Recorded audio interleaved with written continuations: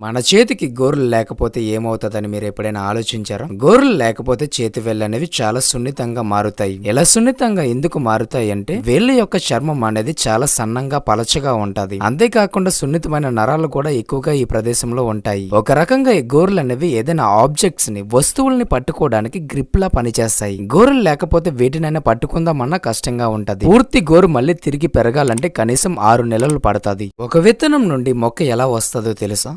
Already విత్తనంలో చిన్న మొక్క అనేది ఉంటది. ఈ విత్తనాన్ని భూమిలో పాతిపెట్టిన తర్వాత మట్టి నుండి వాటర్ ని అబ్జర్వ్ చేసుకుంటది. ఈ నీళ్ళ వల్ల విత్తనం అనేది ఉబ్బుతుంది. అలా విత్తనానికి పగులు ఏర్పడతాయి. ఆ తర్వాత విత్తనంలో ఉండే పోషకాలు శక్తిగా మారి ఈ శక్తితో వేర్లు అనేవి పెరుగుతాయి. మెల్లగా మొక్క కూడా పెరుగుతుంది. షేవింగ్ చేస్తున్నప్పుడు క్రీమ్ ఎందుకు యూజ్ చేస్తారో తెలుసా? సాధారణంగా మన చర్మం పొడిగా ఉంటది. పొడి చర్మంపై రేజర్ తో షేవ్ చేయడం వల్ల చర్మం అనేది ఎర్రగా మారి మనకి ఆ ప్రదేశంలో దురద పడుతుంది. కానీ షేవింగ్ క్రీమ్ యూజ్ చేయడం వల్ల చర్మం సాఫ్ట్ గా అంటే మృదువుగా మరియు తేమగా మారుతుంది. ఈ క్రీమ్ వలన చర్మంపై ప్రొటెక్టివ్ బ్యారియర్ ఫామ్ అవుతుంది. దీని వల్ల రేజర్ చర్మంపై ఈజీగా కదులుతుంది. అంతేకాకుండా ఈ క్రీమ్ అనేది వెంట్రుకలను మృదువుగా ఫ్లెక్సిబుల్ గా చేస్తుంది. అగ్ని పర్వతం నుండి లావా ఎలా పొంగుతుందో తెలుసా? అగ్ని పర్వతం లోపల శతద్రవం అనేది తయారవుతుంది. ఈ శతద్రవం అంతా దగ్గరికి చేరుకుని ఒక స్విమ్మింగ్ పూల్ లా ఏర్పడుతుంది. దీన్నే మాగ్మా ఛాంబర్ అని అంటారు. ఎక్కువ ద్రవం పేరుకుపోవడం వల్ల ఆ ప్రదేశంలో ప్రెజర్ ఎక్కువ అవుతుంది. ఈ ప్రెజర్ ఇంకా పెరిగిపోవడం వల్ల బయటికి వచ్చేస్తుంది. కొంత ఎర్త్ క్రస్ట్ ని చీల్చుకొని బయటికి వచ్చేస్తుంది. మీరు ఈ విషయాన్ని కొత్తగా తెలుసుకుంటే వీడియోకి లైక్ చేసి మన ఛానల్ కి సబ్స్క్రైబ్ అవ్వండి. మీరు పళ్ళని పదే పదే ఇలా గ్రైండ్ చేయడం వలన పళ్ళు ఊడిపోయే అవకాశం అనేది ఉంది. ఇలా రబ్ చేయడం వలన పళ్ళపై ఉండే హార్డ్ లేయర్ విరిగిపోతుంది. ఇలా ఎక్కువ సార్లు చేయడం వల్ల నెర్వ్స్ డ్యామేజ్ అయ్యి పళ్ళపై ఉండే సాఫ్ట్ లేయర్ కూడా పోతుంది. ఇంకా పళ్ళ యొక్క సెన్సిటివిటీ కూడా కోల్పోతుంది. పళ్ళకి ప్రొటెక్షన్ లేకపోవడం వల్ల క్యావిటీ అనేది ఫామ్ అవుతుంది. దీని వలన పంటి నొప్పి, దవడ నొప్పి ఎక్కువగా వస్తుంది. అవసరం లేని వెంట్రుకలని, అన్వాంటెడ్ హెయిర్ ని రిమూవ్ చేయడానికి ఇలాంటి ట్విజర్స్ ని యూజ్ చేస్తారు. లేదంటే గట్టిగా పట్టుకుని లాగేస్తారు. ఇలా గట్టిగా లాగడం వల్ల ఏమవుతుందో తెలుసా? గట్టిగా లాగడం వల్ల వెంట్రుకల మొదలు నుండి మొత్తం వచ్చేస్తుంది. ఇలా చేయడం వల్ల వెంట్రుకల మొదలు డ్యామేజ్ అవుతుంది. తర్వాత కొత్త వెంట్రుకలు మళ్ళీ స్ట్రైట్ గా పెరగడానికి ఛాన్సెస్ చాలా తక్కువగా ఉంటాయి. కొత్త వెంట్రుకలు కొంత యాంగిల్ తో పెరుగుతాయి. ఇలా పెరగడం వల్ల చర్మంలో ఇరుక్కుపోతాయి. అంతేకాకుండా మన చర్మంపై దురద వచ్చినట్లు కూడా ఉంటది. ఇలాగే ఎక్కువ వెంట్రుకలను తొలగించడం వల్ల ఆ ప్రదేశంలో కొత్త వెంట్రుకలు పెరగడం ఆగిపోతాయి. అసలు మనకి సౌండ్ ఎలా వినిపిస్తుందో తెలుసా?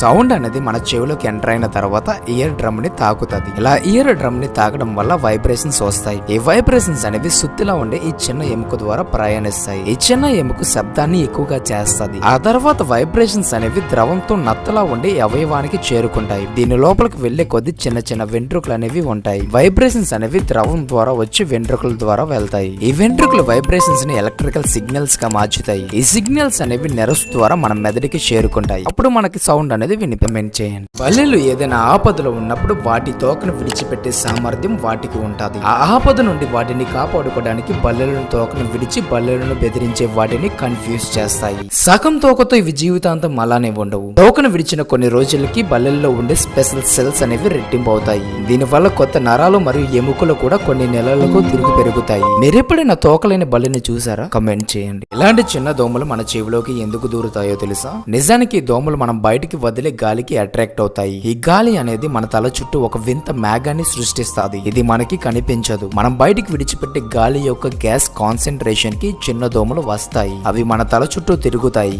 అనుకోకుండా చెవిలోకి వెళ్ళిపోతాయి. మీరు ఎప్పుడైనా ఇలాంటి పరిస్థితిని ఎక్స్పీరియన్స్ అయ్యారా? కమెంట్ చేయండి. ఒకవేళ చంద్రుడు పగిలిపోతే అంటే ముక్కలుగా విరిగిపోతే ఏమవుతుందో తెలుసా? అసలు చంద్రుడు పగలడం ఎలా సాధ్యం అవుతుంది అంటారా? ఎక్కువ శక్తి ఉన్న న్యూక్లియర్ బాంబ్ చంద్రుడిని విరిగిపోయేలా చేయగలదు. ఈ పేలుడు వల్ల చంద్రుడు పెద్ద పెద్ద ముక్కలుగా విరిగి వీటిలో కొన్ని ముక్కలు స్పేస్ ద్వారా ప్రయాణించి భూమిని తాకే అవకాశం ఉంది. ఇలా ఎక్కువ వేగంతో ప్రయాణించే రాళ్లు భూమిని తాకడం వల్ల అక్కడ ఎక్కువ శక్తి పుడతాది. భూమి మరియు చంద్రుడి యొక్క రాళ్ల ముక్కలు సూర్యకాంతిని అడ్డుకొని భూమిని చల్లగా చేసే అవకాశం అనేది ఉంది. ఈ విషయం తెలుసుకున్న తర్వాత మీకు ఎలా కనిపించిందో కమెంట్ చేయండి. జెల్లీ ఫిష్ ఎలా కుడుతుంది అండ్ అది కుడితే మనకి ఏమవుతుందో తెలుసా? జెల్లీ ఫిష్ మన చర్మాన్ని తాకిన వెంటనే మన కంటికి కనిపించని చిన్న చిన్న ముళ్ళులను మన చర్మంలోకి గుచ్చుతుంది. ఆ ముళ్ళులు ద్రవంలో ఉండే చాలా ఎక్కువ వేనంని కలిగి ఉంటాయి. కేవలం మనకి చిన్నది తగిలినా సరే ఆ ముళ్ళులు మన చర్మంలో గుచ్చుకుంటాయి. ఆ ద్రవం మన శరీరంలోకి వెళ్లడం వల్ల ఆ ప్రదేశంలో మనకి దురద పుట్టి చాలా నొప్పి కలుగుతుంది. జెల్లీ ఫిష్ ని తెలుగులో ఏమంటారో మీకు తెలిస్తే కమెంట్ చేయండి.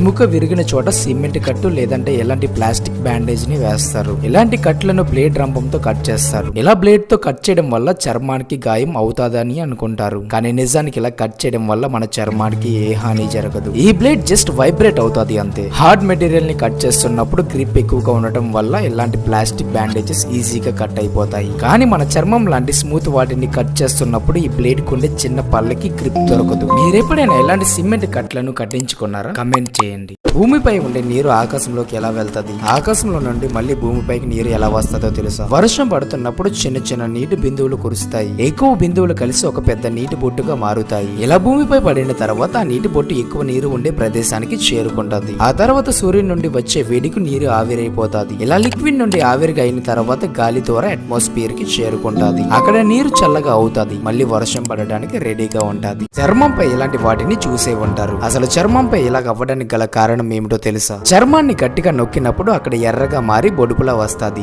దీన్ని బ్లడ్ బ్లిస్టర్ అని అంటారు. ఆ క్రిందన నరాలు చనిపోవడం వల్ల ఇలాగ అవుతాది. చర్మం పగలకపోవడం వల్ల అక్కడ రక్తం నిల్వ ఉంటది. కొంతకాలానికి ఆ బొడుపు నెమ్మదిగా తగ్గిపోతాది. అక్కడ కొత్త నరాలు కూడా తయారవుతాది. మీ చర్మంపై ఎప్పుడైనా ఇలా బొడుపులాగా వచ్చిందా? కమెంట్ చేయండి. ఏదైనా రెస్టారెంట్స్ లేదా పెట్రోల్ బంక్ లేదా వేరే షాప్స్ దగ్గర ఎక్కడైనా ఇలా కార్డ్స్ ని స్వైప్ చేస్తాం. మీరు ఎప్పుడైనా ఆలోచించారా? ఇలా కార్డ్ ని స్వైప్ చేయడం వల్ల మన డేటా అనేది ఆ మిషన్ ద్వారా ఆ కంపెనీ లేదా వేరే ఏదైనా కంపెనీ డేటాని దొంగలిస్తాది అని. నిజానికి అలా డేటాని దొంగలించలేరు. ఎందుకంటే కార్డ్ ని స్వైప్ చేస్తున్నప్పుడు ఒక కోడ్ అనేది క్రియేట్ అవుతుంది. ఈ కోడ్ ఆ ఒక్క ట్రాన్సాక్షన్ కి మాత్రమే పని చేస్తుంది. ఆ కోడ్ అనేది ఒక్కసారి వర్క్ అవుతుంది. ఆ కోడ్ ని మళ్ళీ వాడలేము. ఒకవేళ దొంగలు ఆ ఇన్ఫర్మేషన్ ని కాపీ చేసినా సరే ఏమీ ఉపయోగం ఉండదు. మీరు కూడా ఎప్పుడైనా ఆలోచించారా ఇలా డేటాని దొంగలిస్తారో ఏమోనని? కమెంట్ చేయండి.